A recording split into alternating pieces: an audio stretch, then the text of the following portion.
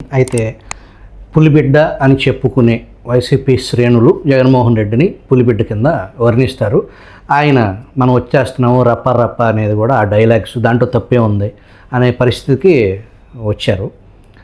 తన నియోజకవర్గంలో తను ఎమ్మెల్యేగా ఉండి ఒక పార్టీని నడుపుతూ అక్కడ జరిగే ఎన్నికలు చాలా ప్రెస్టీజియస్గా జరిగే పరిస్థితుల్లో ఓటు వేయటానికి అక్కడ తన క్యాడర్ని ధైర్యం చెప్పేదానికి ఆయన గ్రౌండ్లో మీరు ఆ రోజు రాజశేఖర రెడ్డి ఎంపీగా ఉండి మీ జిల్లా పరిషత్ ఎన్నికల్లో ఆయన స్వయంగా వేముల మండలంలో బూత్లోకి జొరబడే పరిస్థితి ఉంది.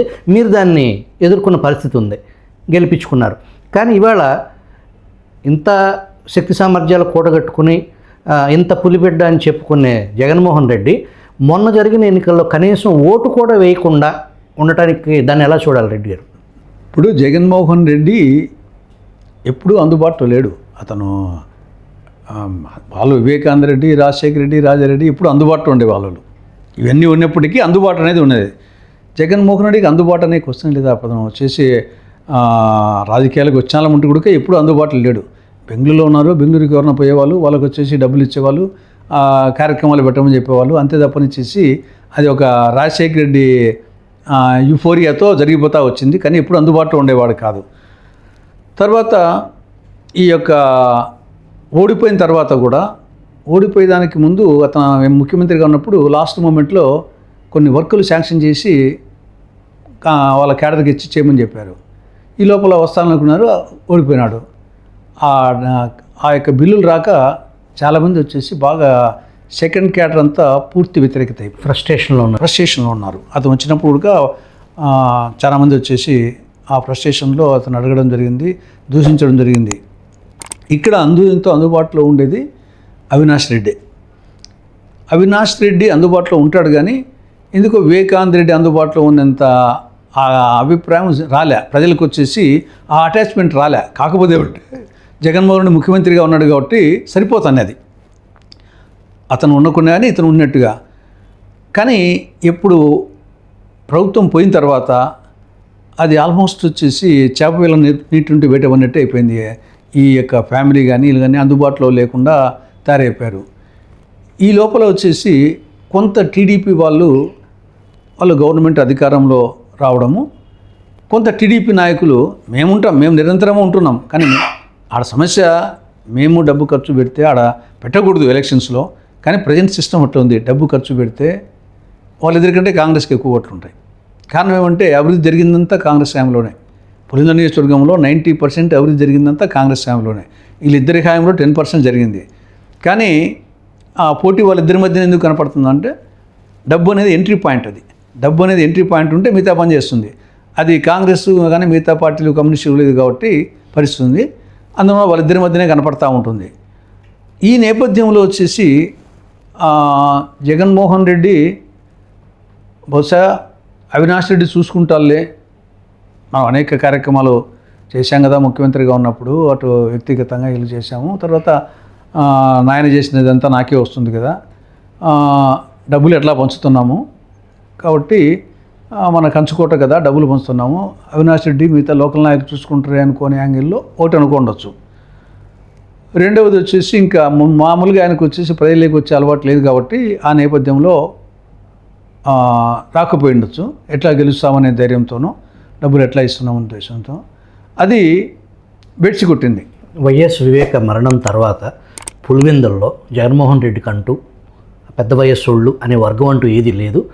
అవినాష్ రెడ్డే బలం బలహీనత, అవినాష్ రెడ్డి లేకపోతే జగన్మోహన్ రెడ్డి లేడు, తనకంటూ అక్కడ ఏమీ గ్రిప్ లేదు అనే ఒక ప్రచారంలో నిజం ఉందంటారా? ఈడ రెండూ ఉన్నాయి. వివేకానంద రెడ్డి ఒకప్పుడు పవర్ఫుల్ లీడరు, అందుబాటులో ఉండే లీడరే. కానీ క్రమానుగతంగా వచ్చేసి ఇప్పుడు వివేకానంద రెడ్డి కాంగ్రెస్ తరఫున కంటెస్ట్ చేశాడు ఎమ్మెల్యే 2000 ఆ పక్క విజయమ్మ కంటెస్ట్ చేసింది, రాజశేఖర రెడ్డి మిస్సెస్. ఈ పక్క ఈయన 2012లో అనుకుంటా. అప్పుడు వివేకానంద రెడ్డి జనరల్గా రాజశేఖర రెడ్డి తమ్ముడుగా వివేకానంద రెడ్డి పరిచయం. రాజశేఖర రెడ్డి భార్యగా విజయమ్మ కంటే కూడా రాజశేఖర తమ్ముడుగా వివేకానంద రెడ్డి. కానీ వాళ్ళిద్దరికి మధ్య జరిగిన పోటీలో 80,000 పైచిలుకుతో వివేకానంద రెడ్డి ఓడిపోయినాడు. అది ఊహించని పరిణామం ఎవరు కూడా. కానీ అది రిగ్గింగ్లో ఏం జరగలే. అప్పుడు మాత్రం డెమోక్రటిక్గా జరిగింది. అప్పుడు వచ్చేసి దాంతో కొంత వివేకానంద రెడ్డి డిమోరల్ అయ్యారు.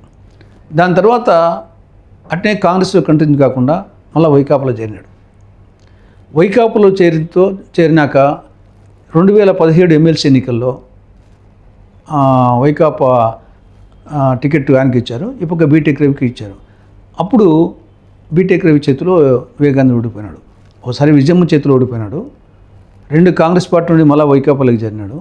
3 వచ్చేసి వైకాపా ఎమ్మెల్సీ క్యాండిడేట్గా బీటెక్ రవి చేతిలో ఓడిపోవడంతో ఆయన 2019లో చనిపోయిన నాటికి ముందున్నటువంటి వివేకానంద రెడ్డి స్టేచర్ లేదు.